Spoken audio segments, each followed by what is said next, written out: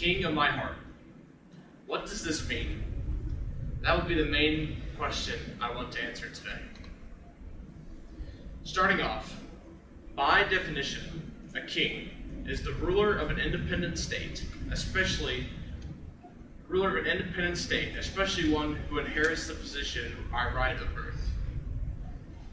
So by this earthly definition, a king is the supreme and unconflicted ruler of a city, state, or country. That sounds pretty correct to me. But what does the Bible have to say about kings? In Proverbs 21, verses 1 through 2, it states, "The king's heart is like a stream of water, directed by the Lord. He guides it wherever he pleases. People may be right in their own eyes, but the Lord examines their heart."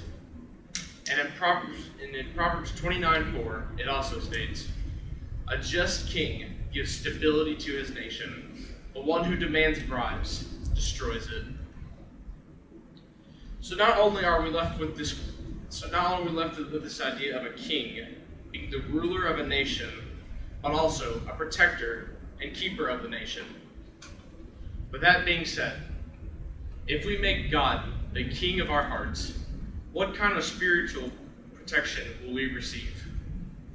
In Ephesians 6, verses 10 through 18, it says this, "A final word, be strong in the Lord and in his mighty power. Put on all of God's armor so that you will be able to stand firm against all the strategies of the devil. For we are not fighting against flesh and blood enemies, but against evil rulers and authorities of this dark world, and against evil spirits in the heavenly places. Therefore, put on every piece of God's armor, so you will be able to resist the enemy in time of evil. And after the battle, you will still be standing firm. Stand your ground, putting on the belt of truth and the body armor of God's righteousness. For shoes, put on the peace that will come from the good news, so that you will be fully prepared. In addition to all of these, hold up the shield of faith to stop the fiery arrows of the devil. Put on salvation as your helmet, and take the sword of the Spirit, which is the word of God. Pray in the Spirit at all times, and on every occasion. Stay alert and be persistent in your prayers for all believers everywhere."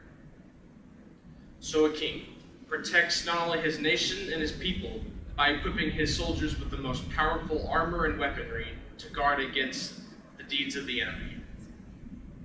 But what happens to someone who denies or disobeys the king?